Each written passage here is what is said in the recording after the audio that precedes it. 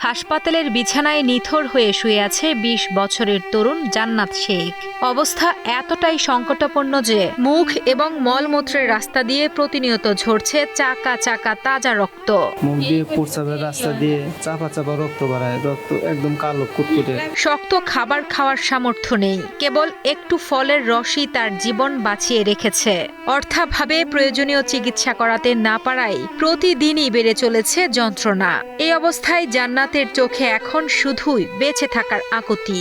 আমি বাঁচতে চাই, হাসি খুশি বাঁচতে চাই, আগের লাইফ ফিরে যেতে চাই, আগের মতো পড়াশোনা করতে চাই। টাঙ্গাইলের নাগরপুরের সলিমাবাদ ইউনিয়নের বাসিন্দা জান্নাত শেখকে নিয়েছিল পরিবারের সব স্বপ্ন। আজ সে নিজেই লড়ছে মৃত্যুর সঙ্গে। ব্লাড ক্যান্সারে আক্রান্ত হয়ে প্রায় ১০ মাস ধরে শয্যাশায়ী।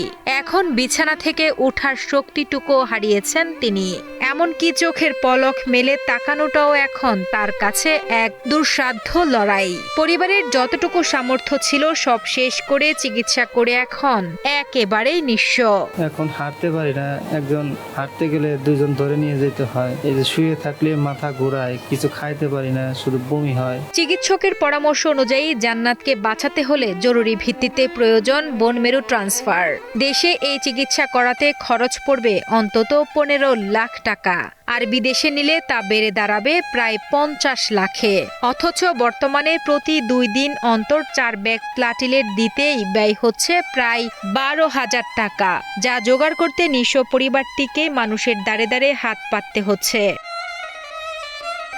একদিকে মরণ ব্যাধি ক্যান্সারের সঙ্গে লড়াই, অন্যদিকে যমুনার ভাঙনে বসত ভিটা হারিয়ে জান্নাতের পরিবার এখন অন্যের জমিতে আশ্রিত। চরম অনিশ্চয়তায় কাটছে তাদের প্রতিটি দিন। আগে প্রথমে জ্বর থেকে মনে করেন ডাক্তার দেখে তো কোনো অসুখ ধরা পড়তো না। পরে এসে দাঁতের গোড়া যখন রক্ত বেরোইতো তখন হলো ডাক্তারের কাছে নিয়ে ক্যান্সার রোগ ধরা পড়ছে। প্রায় ১০ মাস আগে সামান্য জ্বর দিয়ে শুরু হওয়া এই অসুস্থতা আজ জান্নাতের জীবনকে এক অনিশ্চিত গন্তব্যে নিয়ে দাঁড়িয়েছে। ইতিপূর্বে জমি বিক্রি ও আত্মীয় স্বজনের সহায়তায় ১৫ লাখ টাকা খরচ করা হলেও জান্নাতের অবস্থার কোনো উন্নতি হয়নি। সহায় সম্বল হারিয়ে আজ নিঃস্ব তার পরিবার।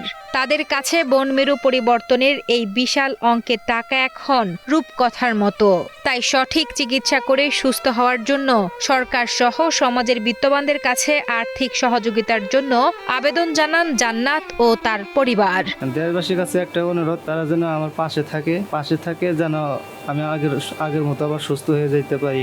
এখন বন মানুষ টাকা করতে পারে ১২ লাখের কথা ডাক্তারই বলছে, বাইরে ৫০ লাখের কথা বলছে। বাংলাদেশের বাইরে থেকে করে আনবো তারা ৫০ লাখ টাকা চাইছে। আমাদের তো ওই সামর্থ্য নাই। আমার দেশবাসীর কাছে আমি অনুরোধ, আমার বাইরে বাঁচানোর জন্য তাদের কাছে আমরা সাহায্য চাই। আমাদের যা ছিল সবকিছু ওর পেছনে দেওয়া হয়েছে, এখন আমাদের হাতে কিছুই নেই। দেশবাসীর কাছে আমার ছোট ভাইরে যে যা দিবেন সেটা দিয়ে আমরা ওরে চিকিৎসা করাবো।